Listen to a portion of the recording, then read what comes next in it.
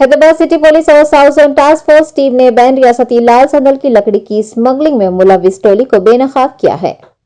तफसीलात के मुताबिक एक मुश्तरका कार्रवाई करते हुए कंचनबाग पुलिस और south zone task force team ने महकमा जंगलात के एहलकारों के ताउन से 4 रुकनी स्मगलर्स की टोली को हिरासत में लिया है और उनके कब्जे से 500 किलो संदल की लकड़ी को जब्त कर लिया है, जिसकी मालियत 75 लाख रुपये है।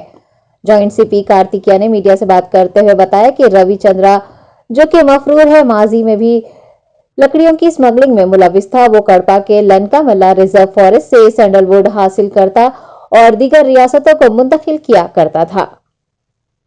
सीपी के मुताबिक इस टोली के अहम मुलजिम शेख अब्दुल्ला ने रवि से राब्ता किया था और उससे संदल की लकड़ियां हासिल की थी। दीगर के साथ मिलकर उन्हें भारी दामों में फरोख्त किया करता था।